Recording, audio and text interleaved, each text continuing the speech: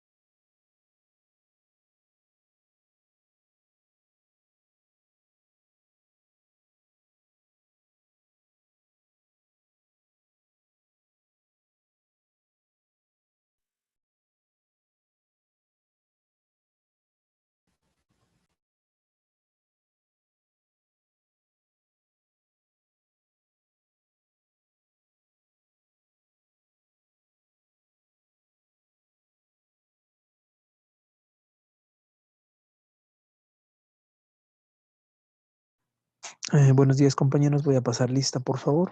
Así es que vamos a comenzar. Judith. Varela. Presente. Gracias, compañero. Alba. Presente.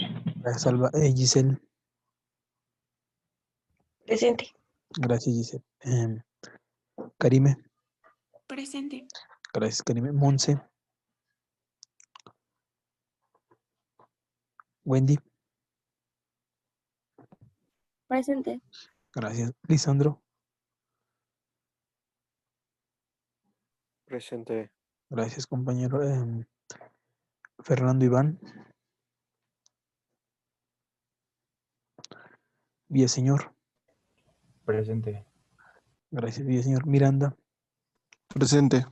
Gracias. Pedraza. Presente. Gracias, Nancy. Presente. Gracias, Nancy. Armando. Jorge. Geraldine. Presente. Gracias, Geraldine. Orla. Presente. Gracias, Dred. Bueno, vamos a dar comienzo a la sesión del día de hoy. Voy a empezar a compartir mi pantalla. Sí hicieron la tarea, ¿verdad? Que les comenté el día de ayer respecto a las principales aportaciones. ¿Alguien gusta participar para decirme qué encontró, qué investigó, por favor?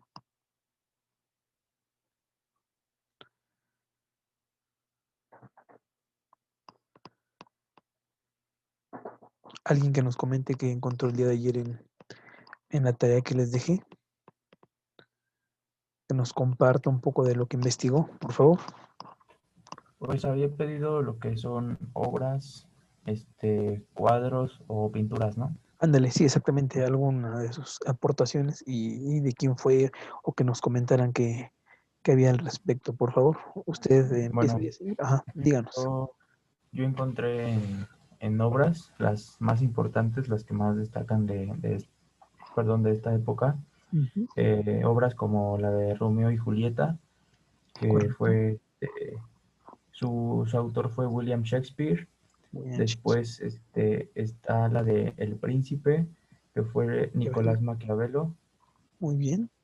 Había otra que se llama Utopia o Utopía, que es de Tomás Moro. Mm, y otra que se llama El Paraíso Perdido de John Milton. Bueno, De eso John, nada más es de obras. de obras, correcto. Eso que usted nos Ajá. comenta es muy importante. A ver, continúe y ahorita regreso ahí. Este, en obras de arte, como ayer comentábamos, está eh, la, ¿cómo se llama? La Gioconda, que fue Perfecto. por Leonardo da Vinci.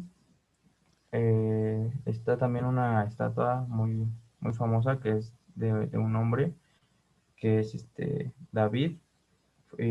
Bueno, es de Miguel Ángel. La Última Cena de Leonardo da Vinci. Y la de Piedad del Vaticano, que también fue por Miguel Ángel. Correcto, muy bien. Y, y pues de pinturas está, no encontré los autores, pero está eh, La Virgen del Uso, El Expolio, La Verónica, Vista de Toledo, El Nacimiento de Venus, Adán y Eva, y ya. Muy, muy bien, Villaseñores. Sí veo que hizo una investigación bien de las obras. Muchas gracias. Y lo que usted comenta es muy importante, lo de lo que empezó diciendo de Romeo y Julieta. Esa obra es del dramaturgo William Shakespeare. Eso es correcto. William Shakespeare es todo un icono de la literatura, ¿no? Como fue Shakespeare para lo que es Reino Unido, lo fue Miguel de Cervantes Saavedra para lo que fue el español, o sea, la parte de España.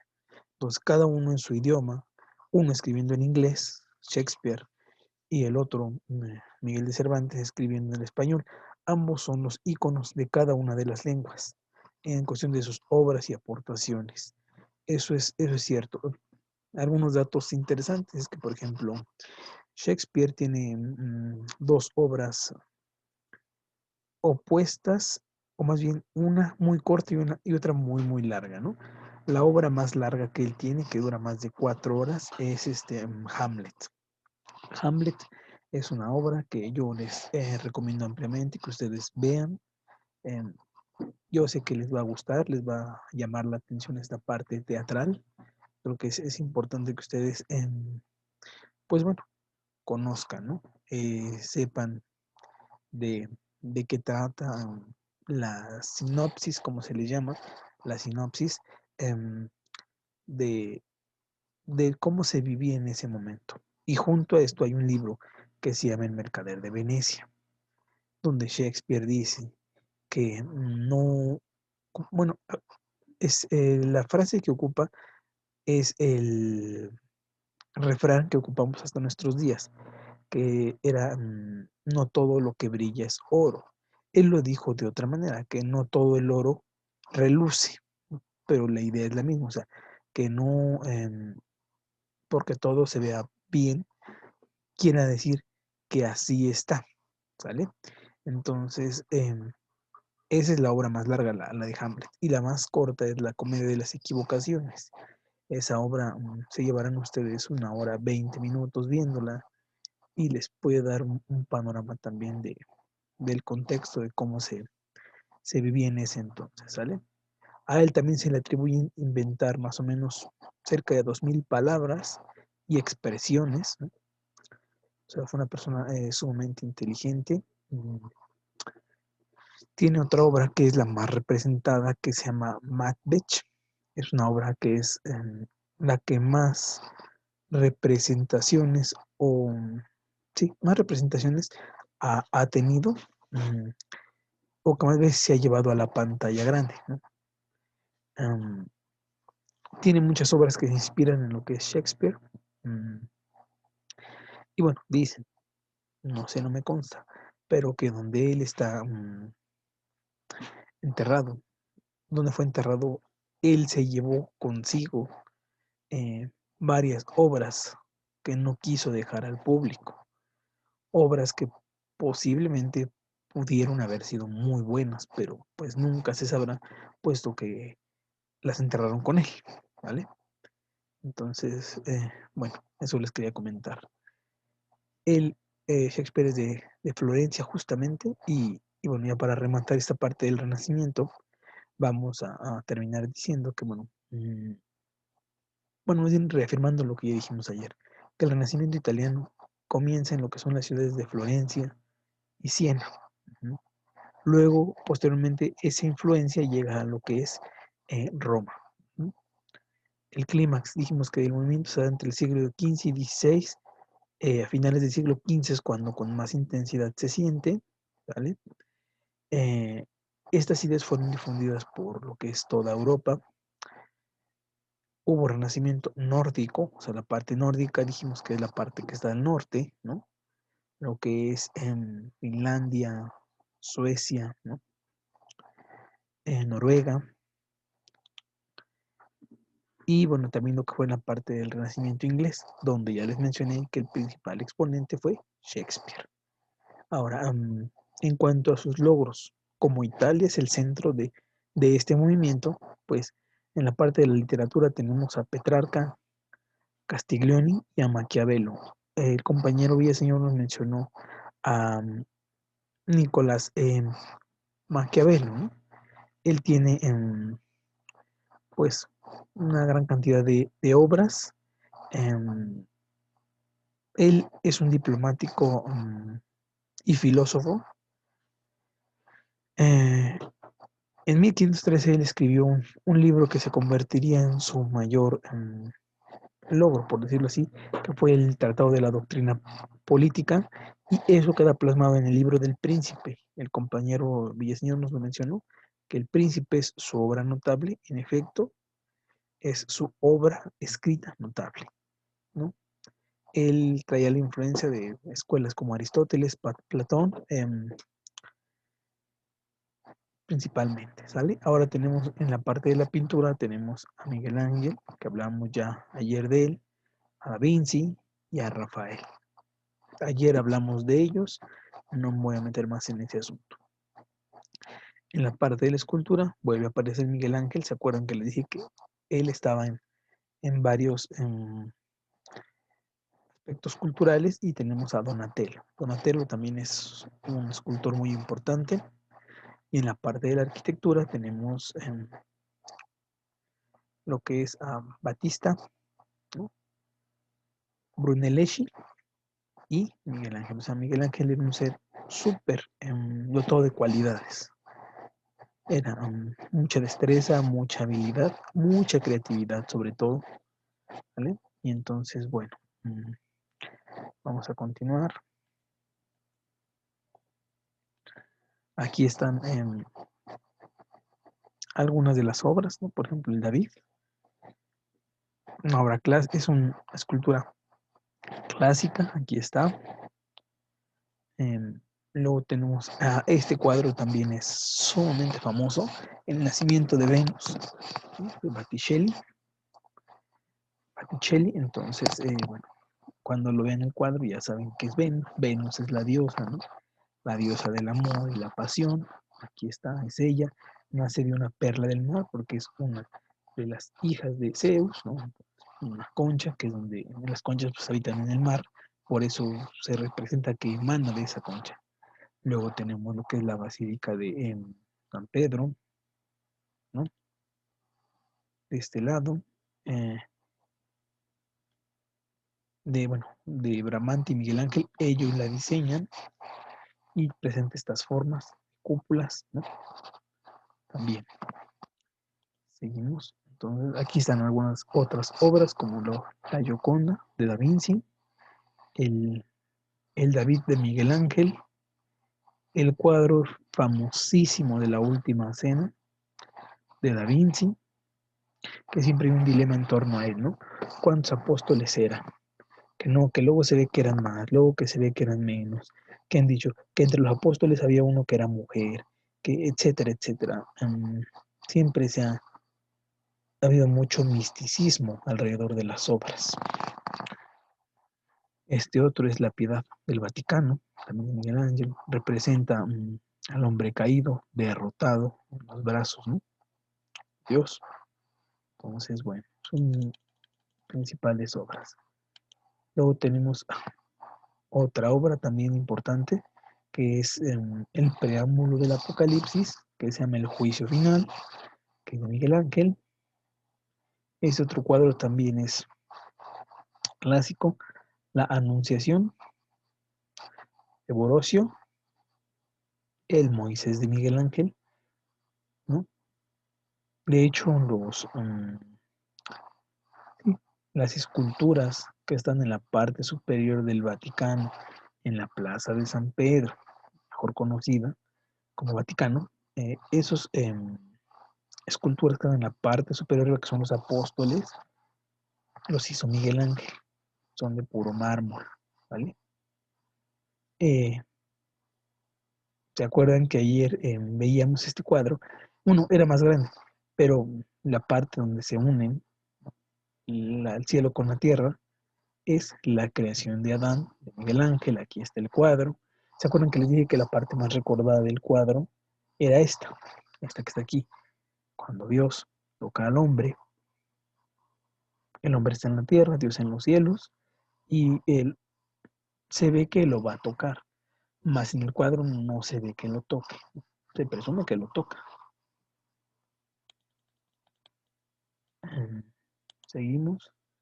La Madonna, cuadro que también yo supongo que han escuchado, La Madonna de Sanzio. Tenemos el nacimiento de Venus, que ya dijimos de él, el retrato de una dama de Roger y la adoración de los magos de Da Vinci. Son cuadros que son lo más icónico que tenemos, ¿no? Entonces, bueno, es importante que ustedes traigan en la mente esto, ¿no? Y cuando vean una pintura, sepan al menos de quiénes. No les voy a decir, no, pues apréndanse todas, ¿no? Conozcan todo, no, pero sí los más representativos. Les decía yo ayer, esto es cultura general. De Tiziano tenemos la Venus de Urbino, Bautismo de Cristo de Verrocchio, el retrato de Ginebra de Da Vinci, la Virgen del Prado de Rafael Sanzio, otro cuadro también importante. Cada uno tiene su historia, ¿eh? No vamos aquí a platicar de la parte literaria de cada uno. Solo quiero que los conozcan, que ustedes lo registren y vean de qué trata, ¿no? Hasta aquí sería lo que es las principales obras. Ahora, los pensadores más notables, ¿no? Lo que ya hemos dicho. Para esto voy a hacer un poco más grande la presentación, porque como tiene algunas animaciones, si lo dejo así como está, no se van a visualizar por completo. Entonces lo voy a hacer a tamaño completo para que ustedes puedan observarlo bien. Bueno, aquí tenemos el primero de ellos, ¿no? Montaigne, aquí está. Montaigne. Él, bueno, vamos a hacer un pequeño review de cada uno de estos, ¿sale? Uno de ellos es Montaigne. Él en sus ensayos, que ahí se llamó su libro, trata distintos temas, ¿no? Donde abarca desde lo que es la opinión sobre las guerras de esa época hasta la crianza de los niños. La crianza de los niños, ¿cómo dijimos que se llamaba? Que era que griega. Ayer dijimos una palabra que era la crianza de los niños. ¿Se acuerdan? Ayer dijimos que se le llamaba así la paideia, ¿no dijimos? La paideia griega, ¿sale? ¿Se acuerdan? Bueno, a Montaigne se le cree que es el fundador de lo que es la pedagogía, que es la ciencia que ustedes conocen, que se encarga de la educación al ser humano, la parte pedagógica, el aprendizaje. Y él creía que el matrimonio era necesario para criar a los niños. Él sostenía eso. Así como tocó temas de crianza, de matrimonio, de educación, también se fue a los extremos, ¿no? A lo que es el suicidio, la práctica médica, aparte de la sexualidad, el amor. Y él fue de los pocos que calificó la conquista, o sea, la conquista de un territorio por otro, como una barbarie. ¿Por qué decía que era una barbarie? Bueno, porque ese pueblo o ese lugar que era conquistado eh, perdía su identidad cultural, perdía su gente, había derramamiento de sangre. Entonces, por eso decía que era una barbarie, que era la manera más cruel de pasar sobre algo, ¿no? A través de la conquista. Y no eran conquistas pacíficas, ¿no? Eran combates a muertes donde se apoderaban de sus riquezas, por ejemplo, de su cultura, de sus obras, o si no se apoderaban, las destruían para borrar toda evidencia que hubiera de ellos. Entonces, bueno, seguimos. El segundo de ellos es Nicolás de Cusa. Él, su principal obra, o su obra más importante es De Doca Ignorantia, ¿no? Que se considera uno de los tratados más importantes de la época. Aquí se plantea que la Tierra no era el centro del universo, lo que decíamos ayer, que no era una teoría geocéntrica, sino más bien heliocéntrica, idea que luego fue retomada por Giordano Bruno. Y bueno, para él la ciencia humana era una conjetura, ya que el ser humano en todos sus estudios busca a Dios, pero no lo entiende, o sea, anda en búsqueda de algo que no llega a comprender. Es lo que él sostenía. Perdón, si copiaron lo que estaba en el anterior. ¿Él? ¿Sí lo copiaron? No, profe, espérame tantito. Entonces, espero para que lo puedan copiando.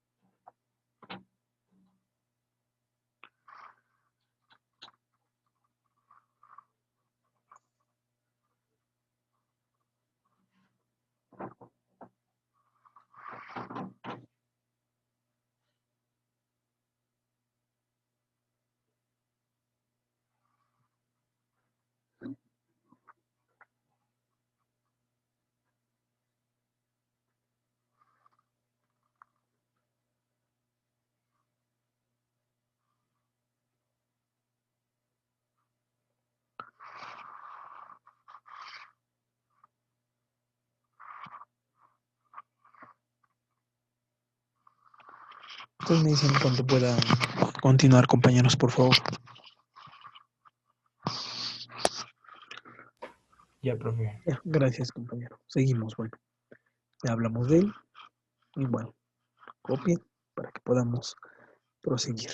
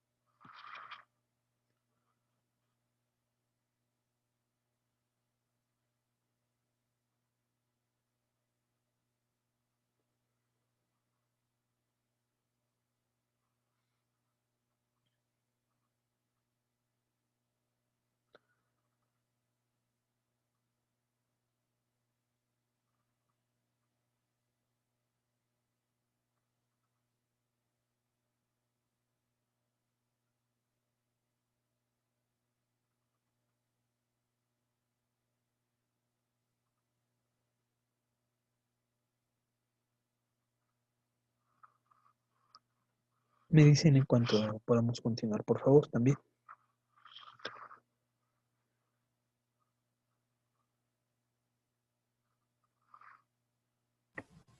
Ya, profe. Gracias, compañero. Bueno, muy bien, seguimos con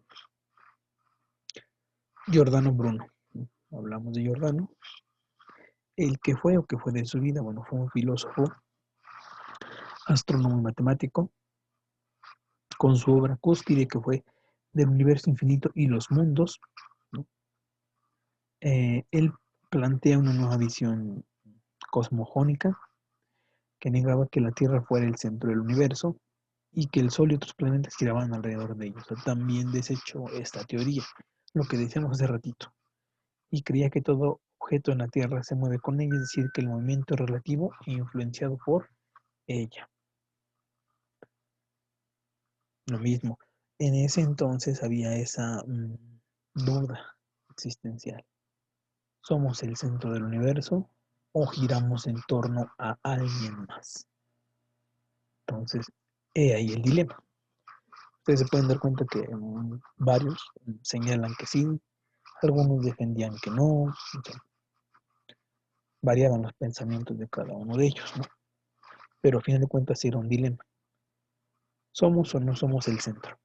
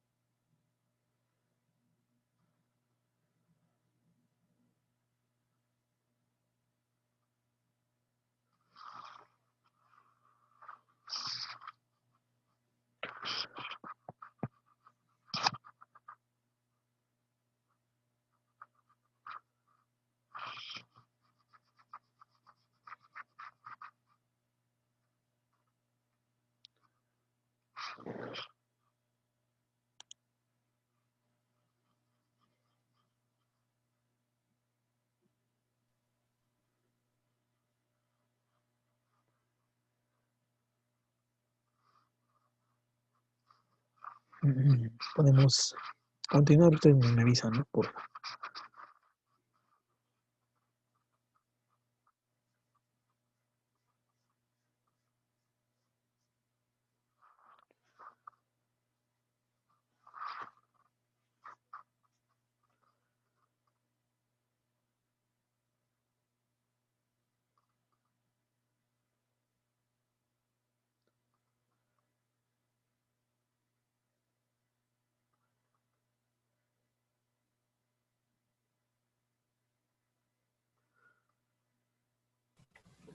Ya, profe.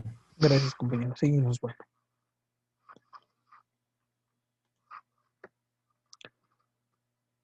Bien. Erasmo de Rotterdam. ¿Se acuerdan que hablábamos también de Erasmo? Su tratado más importante, su obra es La Daga de Cristo. Él habla sobre los deberes cristianos y la importancia de la sinceridad, ¿no? O sea que hay que ser sinceros y que eso es una condición necesaria de los cristianos. Uh-huh. Y consideraba que el formalismo y el dogmatismo no permitían que la fe llegara a más almas, ¿no? Él luchó toda su vida contra el dogmatismo, la disciplina cristiana y sus instituciones, ¿no? O sea, él fue un representante fiel del cristianismo, lo que es Erasmo de Rotterdam.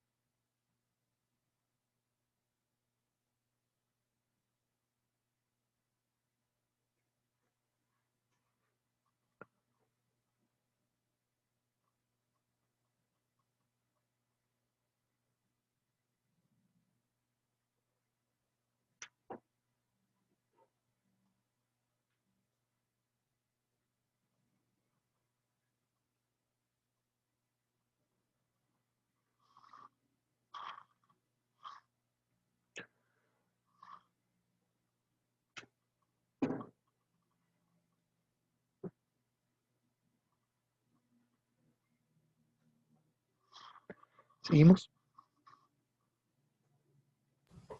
Sí, profe, ya. Gracias, compañero. Muy bien, seguimos. Lutero, ¿se acuerdan que también mencionamos a Lutero justamente ayer? Los protestantes, ¿no? Él criticaba, ¿no? Era un fiel crítico del sistema de indulgencias, es decir, cuando la Iglesia católica se daba el perdón de los pecados, ¿no? A través de comprar el perdón. O sea, si yo era una gente que me encargaba de dar buenas limosnas, de hacer donativos, aspiraba al perdón. Y eso él consideraba que era una avaricia, ¿no? Y una cuestión pagana. O sea, que el que más pagara o el que más diera eh, era el que aspiraba al perdón. Algo así como una subasta. Entonces, él estaba en contra de esto. Él es el padre del protestantismo, donde obligó a la iglesia a reinventarse y tuvo como consecuencia las contrarreformas, que fue un movimiento renovador en la iglesia, es decir, se impulsó o se buscó que ese sistema de compra de perdón desapareciera, porque consideraba que no era adecuado que la iglesia tuviera esos comportamientos de avaricia.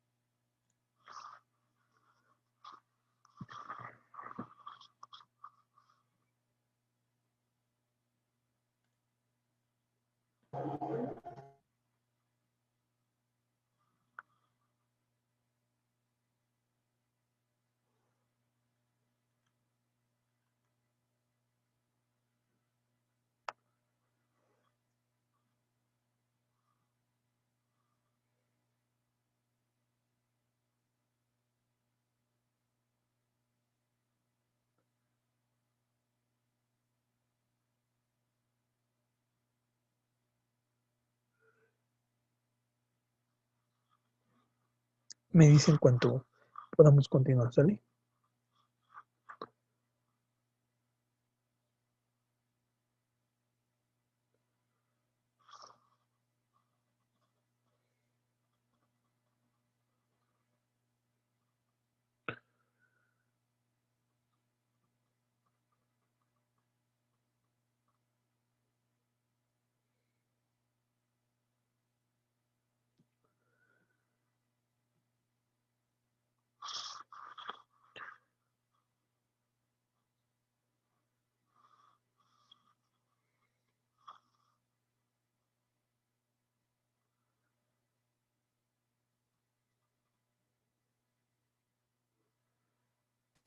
Ya, profe. Perfecto, gracias, compañeros. Bueno,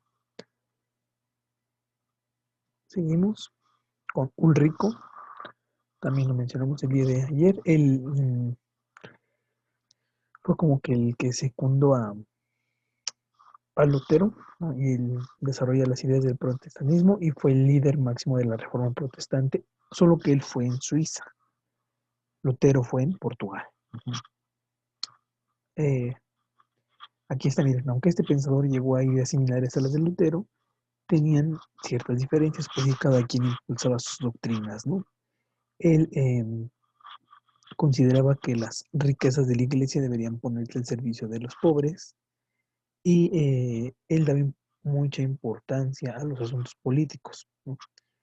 Y consideraba que un gobernante podía ser derrocado si sus actos contradecían su deber cristiano, es decir, si el deber cristiano te dictaba determinadas acciones y tú hacías lo contrario, tenían tus gobernados todo el derecho a derrocarte, porque estabas afectando los intereses de la religión, de la buena religión, que él así lo consideraba, ¿no?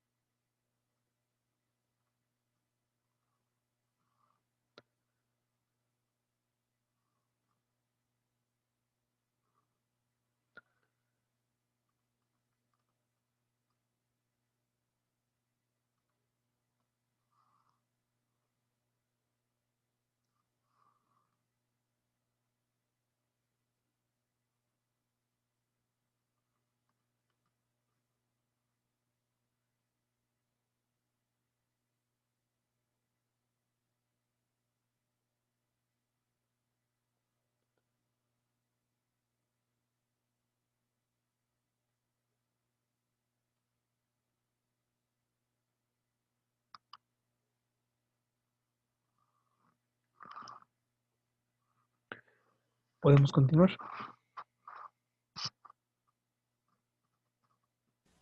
Sí, profe. Gracias, compañero. Muy bien. Calvino. Aquí está. Calvino era otro de los que también ayer mencionamos. Hoy estamos profundizando en cada uno de ellos. Bueno, él creía que era necesario eliminar todos los elementos de la iglesia que en la Biblia no eran declarados como obligatorios.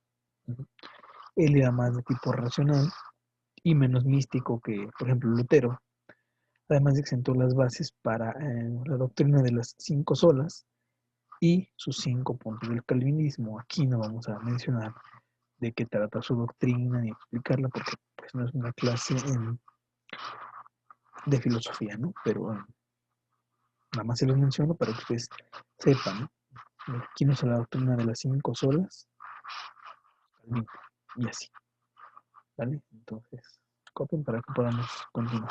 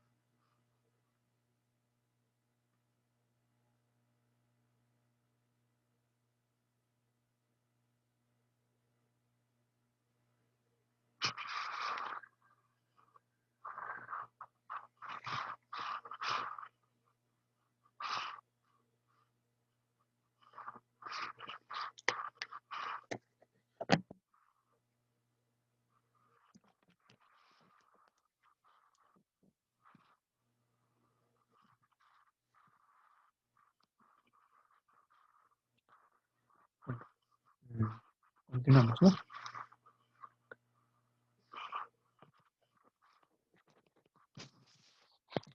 Sí, podemos continuar, compañeros.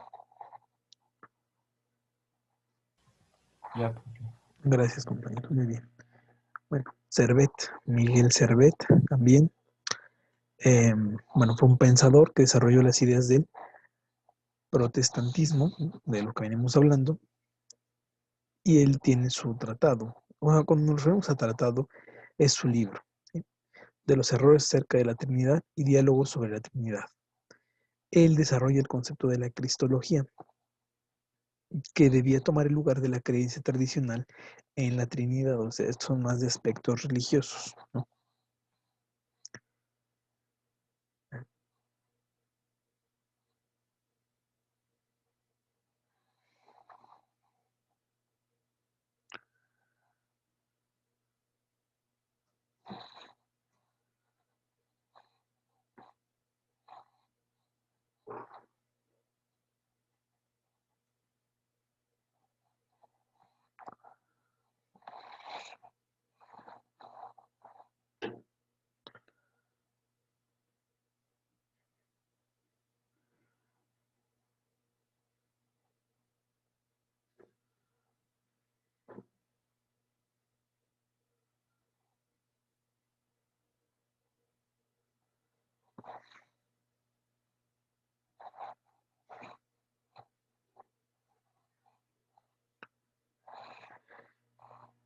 Seguimos entonces, compañeros. Ya, profe. Perfecto, gracias, bien. Francesco Petrarca, también lo dijimos hace ratito. Petrarca, bueno, él, él fue influencia, o más bien, quien lo, pues, más bien, por decirlo así, él llevó a cabo cierta influencia sobre lo que fue Shakespeare y creó su propia corriente literaria, que se llamó el petrarquismo. Ujú. Él escribía referente a la revolución, eh, ¿no? O sea, los grandes cambios que se venían dando, eh, y utilizaba al ser humano como protagonista de la historia, ¿no? O sea, el ser humano tomó un papel fundamental en las historias, ¿no? Y él daba un gran auge o importancia a héroes, pero basándose también en aspectos intrínsecos como sus sentimientos y características peculiares sobre ellos, ¿no? Por eso digo que el ser humano es el protagonista, porque si es un protagonista es el elemento principal, y si es el elemento principal, se tiene que conocer a detalle tanto su aspecto exterior como el interior. Y en el interior obviamente están los sentimientos.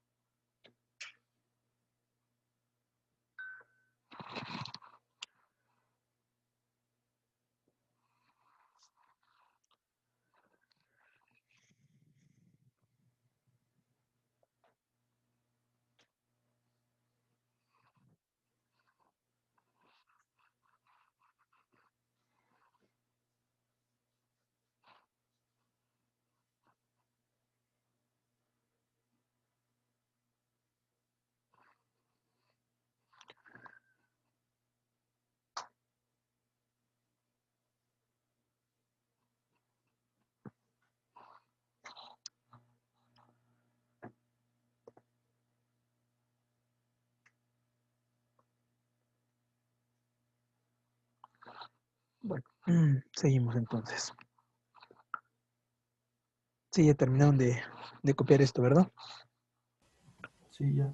Perfecto. Gracias, compañeros. Bueno, aquí está un Maquiavelo, ¿no? Eh, de lo que decíamos, él tiene un libro muy, muy importante que se llama Del arte de la guerra, ¿no? Y expone lo que es la política militar de un Estado.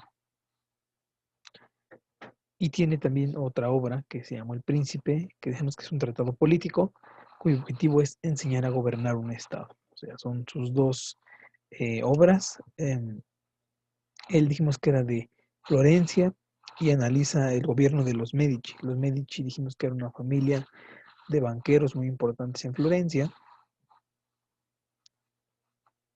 Y bueno, eso es más lo que hemos dicho hace rato de Maquiavelo. Esto complementa perfectamente bien aquella idea que traíamos hace ratito.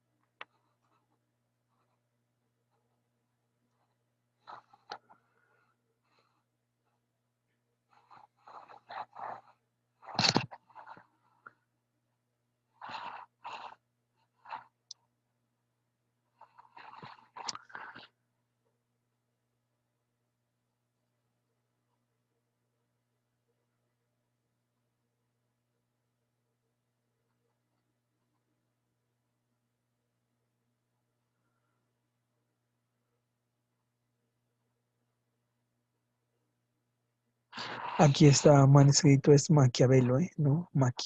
Maquiavelo. Está mal escrito, ¿sale?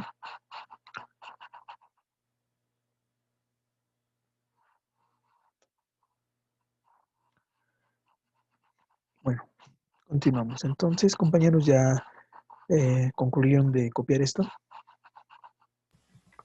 Tantito, profe, Ah, tantito. claro, claro, claro.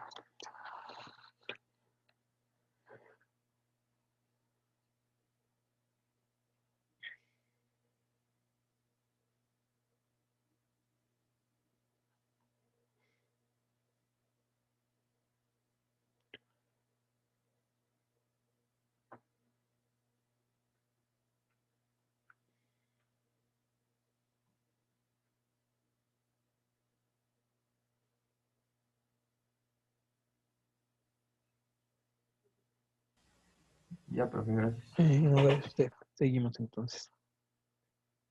Bien, hasta ahí dejaremos lo que es la parte renacentista y pasaremos a la segunda corriente de la que hablaremos el día de hoy, que se refiere a lo que es el absolutismo, ¿no?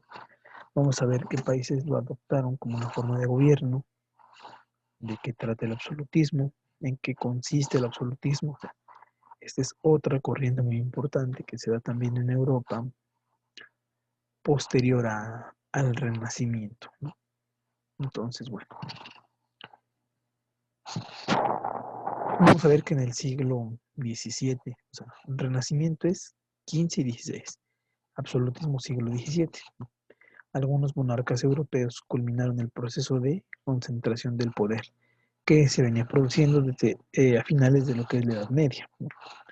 Aquí fue cuando el rey entonces se convierte en el jefe del ejército, juez supremo y principio de la ley, ¿sí? Son las características importantes de este periodo.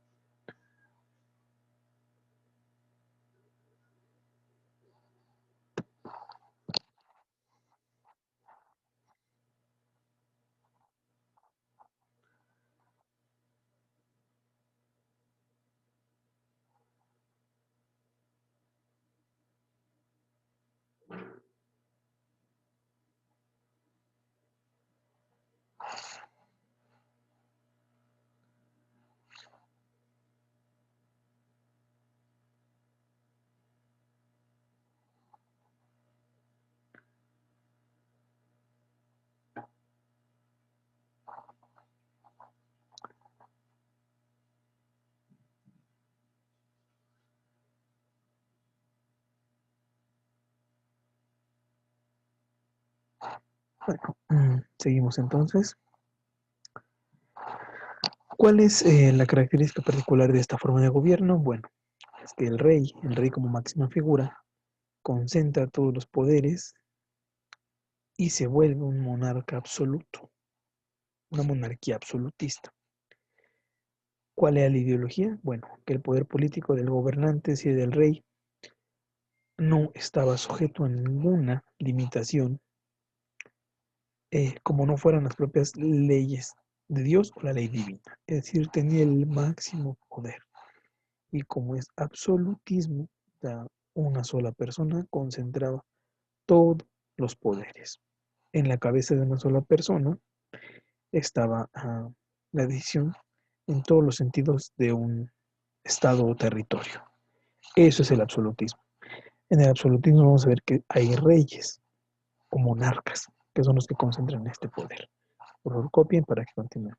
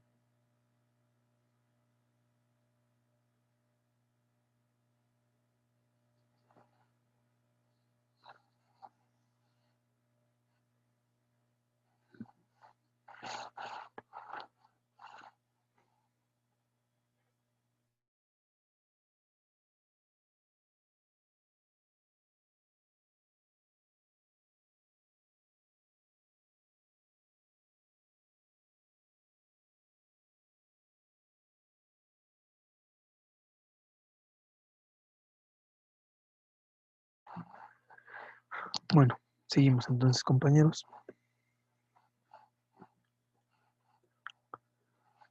Aquí está, cómo se organizaba esta forma de gobierno. Bueno, tenemos al rey o monarca, el cual guardaba una buena relación con la iglesia y daba cuenta de sus actos a un Dios, ¿no?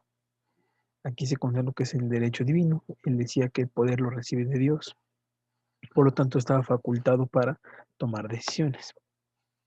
Esta monarquía absoluta viene desde la evolución de las épocas feudales, donde el pueblo no tenía derechos ni libertad, ¿no? No había libertad. mm, Y bueno, el poder era heredado y vitalicio, es decir, en una familia quedaba el poder en todas las generaciones, ¿no? O sea, el hijo y luego el hijo del hijo y el hijo del hijo del hijo y así. Por eso es vitalicio. Y como decíamos, concentra los poderes ejecutivo, el ejecutivo, que era la máxima, el máximo órgano. El legislativo, que es el que hacía las leyes. El judicial es quien las aplicaba. Obviamente va de la mano el religioso y militar, o sea, el judicial, más bien el militar es un judicial llevado al extremo. Y el religioso, bueno, va de la mano con las cuestiones divinas, ¿no? Entonces, eso eran un resumen de sus características, ¿no? O sea, que había una buena relación obviamente con la iglesia, ¿por qué? Porque como él creía, bueno, más bien se creía que el poder lo recibía de Dios, tenía un derecho divino, ¿sale? Entonces, por favor, copien para que sigamos.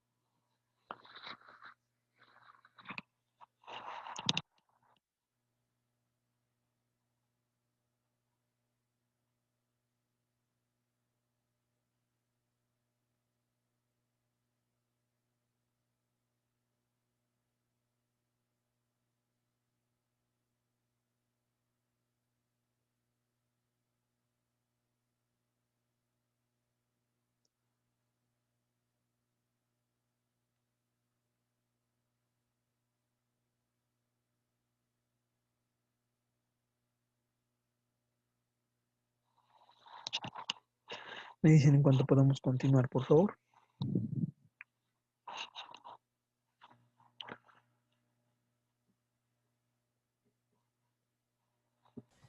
Ya, profe. Ya, ok, gracias, compañero. Bueno, seguimos.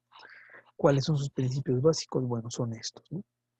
El poder es de carácter divino, o sea, la autoridad del rey fue por mandato y designada por Dios, y solo a éste le debe de rendir cuentas, o sea, no le debe de rendir cuentas ni a sus gobernantes ni a ninguna otra entidad, solo a Dios. Aquí la iglesia quedó supeditada al monarca o bien como un poder aparte, ¿sí? O sea, lo que el monarca decía era lo que la iglesia hacía. Aquí el rey tiene un trato paternal con el pueblo, ¿no? La autoridad del rey es absoluta, o sea, no debe pedirle permiso a nadie, por lo que le decía yo, que tiene el poder legislativo, judicial, el parlamento en este caso sería el poder legislativo, o sea, no podía, más bien no tenía que pedirle permiso, porque él estaba por encima de todos ellos, tampoco a lo que eran las cortes o estados generales, ni a los nobles. Él tenía el poder absoluto, y la autoridad del rey estaba sujeta a la razón. En ese entonces la frase era, el rey es la ley, ¿no?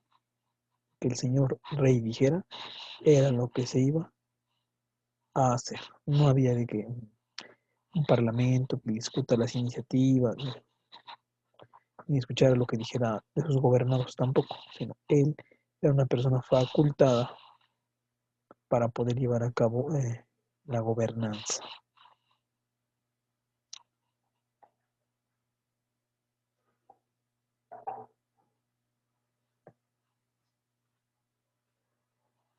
Para poder llevar a cabo la gobernanza.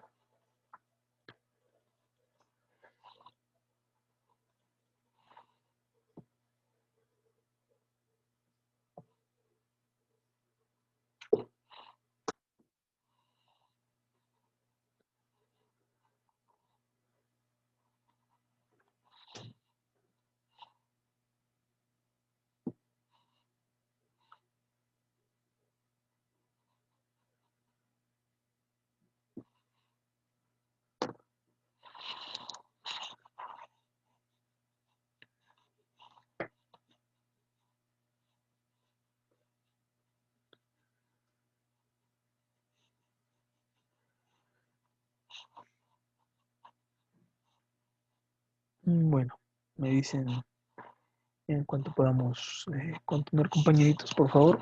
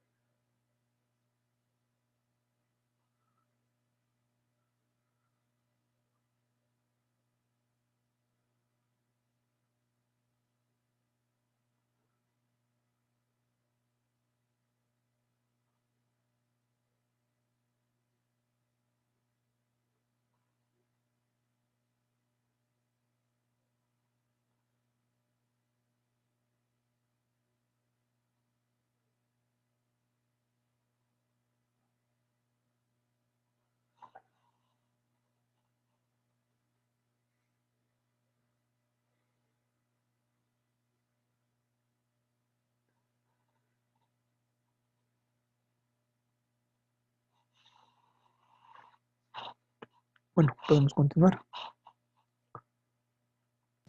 Sí, profe. Gracias, compañeros. Muy bien, bueno.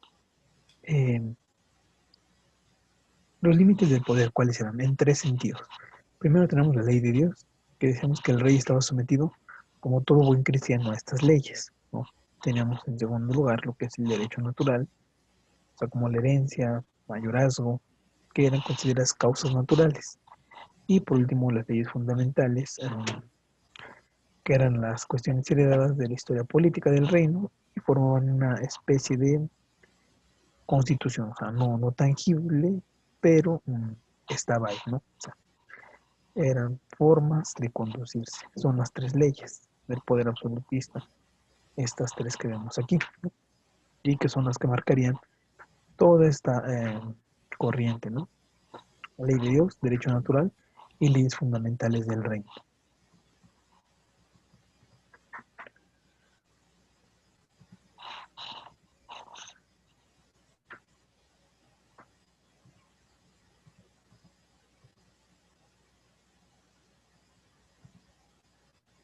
¿Listo?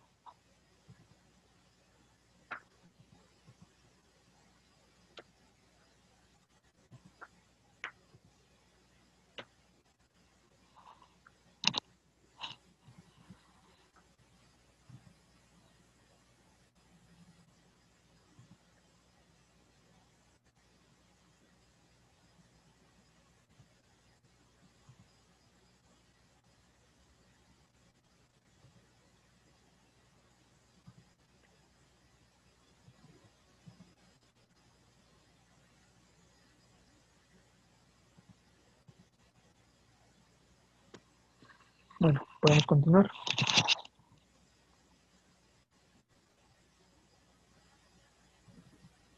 Bien, ¿cuál fue el proceso? Bueno, sencillo que en el siglo XV, cuando estábamos en pleno renacimiento, los reyes aumentaron su poder, formaron grandes ejércitos, cobraban lo que son los impuestos, ¿no? La cuestión tributaria, para solventar sus crecientes gastos, tanto administrativos como militares. Pues sí, pues obviamente requerían de mayor número de personas y había que pagarle a todas esas personas. Por lo tanto, se crean lo que son los impuestos y aunado a esto se rodearon de lo que fueron funcionarios calificados que ejecutaban las órdenes del rey en todo el territorio. Dijimos que el rey era la máxima autoridad. Entonces, para el siglo XVII, este proceso había favorecido el establecimiento de monarquías absolutas en casi toda Europa, es decir, veníamos de un proceso donde se estaban descubriendo sucesos, hechos, renaciendo, a llegar a llevarlo al extremo. ¿No? Al extremo quiere decir a formar un absolutismo. Del Renacimiento, que era una época donde había nuevamente luz, conocimientos, el descubrir fue tanto lo que algunas personas concentraron que llegaron al extremo. ¿Y ese extremo cuál es? La monarquía absoluta. Es el extremo del renacentismo como empezó, que en su concepción fue buena. Sí, sí, fue buena. Pero ya cuando llegó a un extremo, llegó a esto que vemos aquí.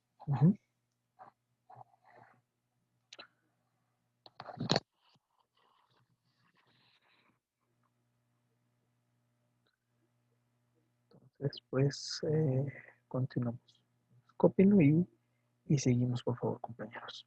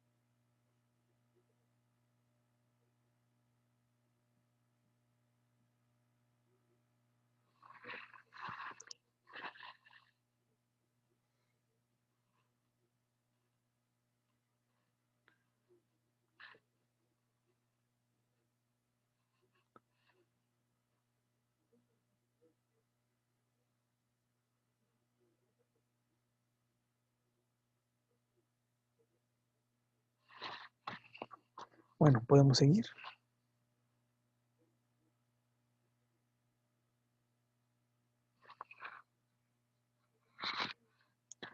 Bueno, seguimos entonces. ¿Cuál es el fundamento teórico del absolutismo? Bueno, aquí tenemos tres principales exponentes. Ya hemos hablado de Maquiavelo.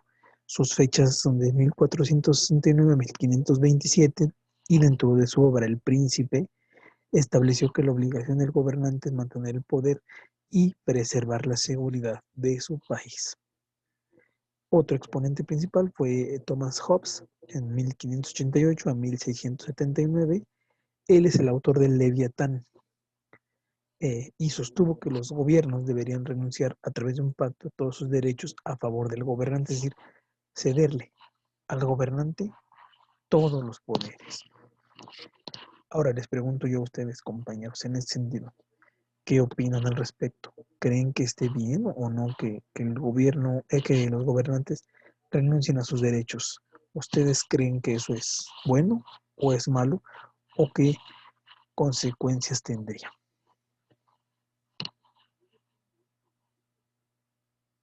Compañeros, me gustaría escucharlos.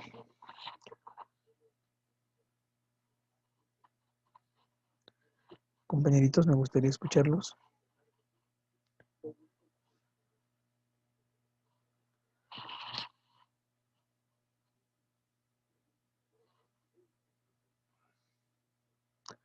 Compañeros, me gustaría escucharlos. ¿Qué opinan de esto?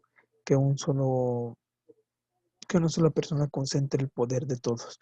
O dicho de otra manera, que todos renunciemos a nuestros derechos a favor de alguien. ¿Ustedes qué opinión tienen al respecto? ¿Qué comentario tienen al respecto?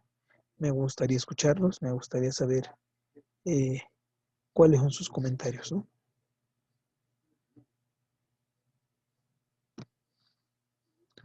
Compañeros.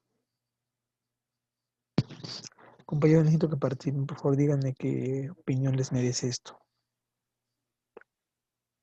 Que una sola persona se ¿qué? O sea, se dedique a tomar la decisión por todo. Exactamente, por todos, o más bien que todos renunciemos a nuestros derechos para que alguien decida.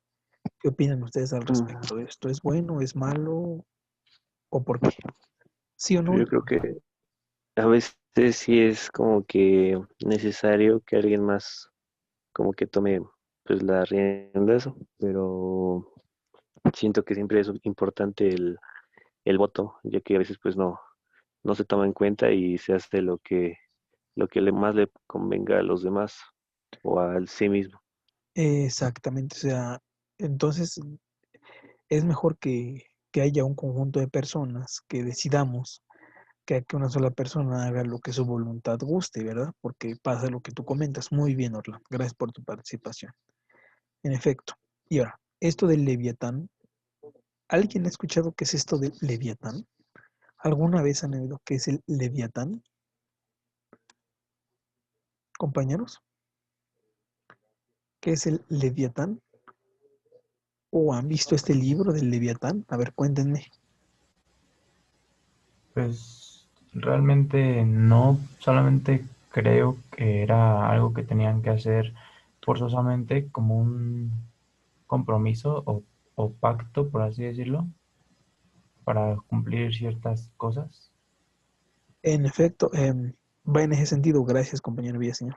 El Leviatán es su libro, decíamos, de Hobbes.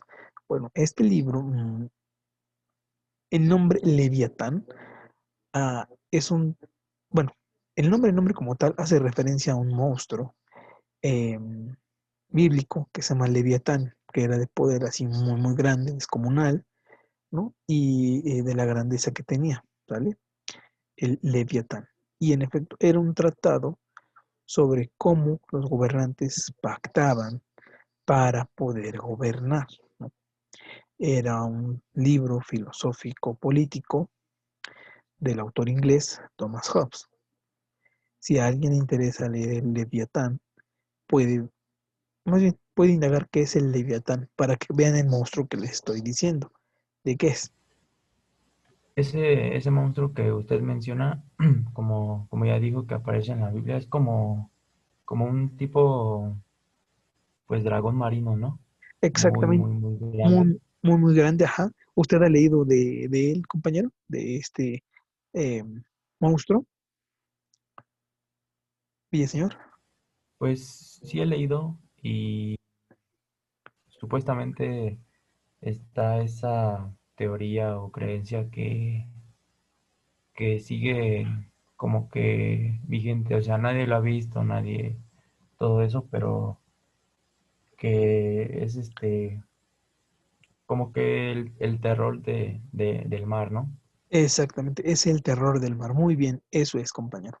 El Leviatán es un gran, gran dragón marino, el Leviatán. Entonces, como era tan grande, eh, se trae ese contexto al gobierno, o sea, que una sola persona concentra el poder y se vuelve tan poderosa que se convertiría en el rey de la tierra. Así como el Leviatán tenía el rey del mar, que era el monstruo este, también en la tierra. Muy bien. Y tenemos por último a Jacques Bossut, donde él nos decía que el poder provenía de la voluntad divina, es decir, que la persona adquiría el poder por voluntad de Dios. Es lo que él decía. Muy bien, bueno, seguimos entonces, ya casi terminamos. Vamos ya por concluir en un ratito, 5 minutitos más y ya terminamos.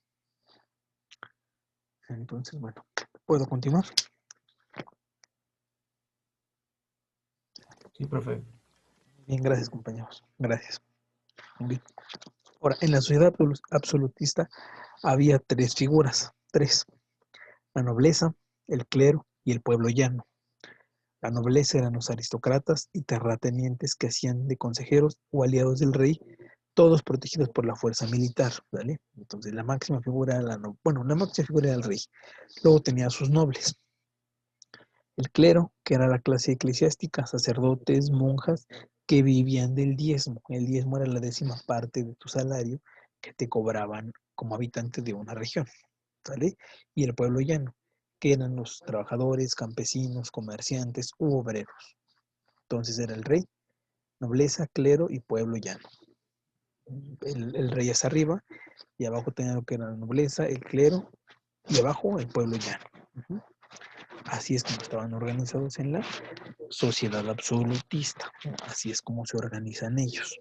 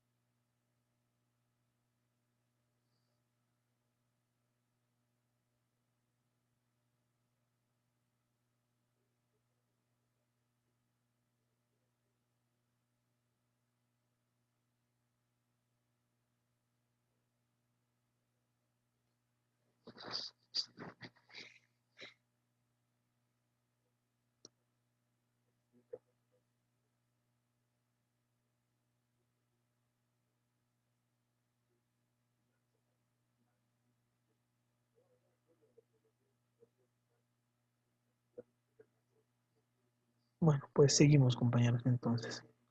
Aquí está lo que les decía yo. Miren, las sociedades, los no privilegiados en la base de la pirámide, los privilegiados que eran quienes, la nobleza y el clero, ¿no? Los eclesiásticos aquí están y el rey. ¿Se acuerdan que miren, aquí están las tres sociedades? Era el rey y el rey, aquí está. La nobleza y el clero, aquí está la nobleza, los reyes, el clero y el pueblo llano, comerciantes, obreros, agricultores. Esta era la clase gobernada y eran los no privilegiados en estas cuestiones, ¿vale?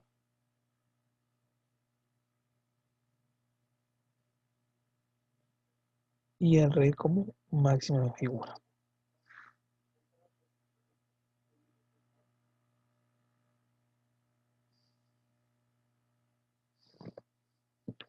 ¿Estamos de acuerdo? Este diagramita es interesante, ¿no? Porque te da idea de cómo estaba todo organizado. Te muestra en contexto cómo se organizaban en ese entonces. Bueno, ahora, ¿en qué países tuvo lugar? ¿No? Entre los más conocidos están los siguientes. En Francia. En Francia fue el más completo y el más conocido absolutismo. Aquí, ¿quiénes fueron sus representantes? Todos los Luises. Luis XVIII, ¿no? No, pero Luis XIII, Luis XIV, Luis XV y Luis XVI. El último, XVI, el Luis XVI terminó siendo degollado, ¿no? En la Revolución Francesa. Así fue como termina el absolutismo con la Revolución Francesa. O sea, cansados de esto, llegan a lo que es la Revolución Francesa, pero eso viene más adelante. Entonces, el primero de ellos fue Francia, ¿vale? Seguimos. Luego Rusia.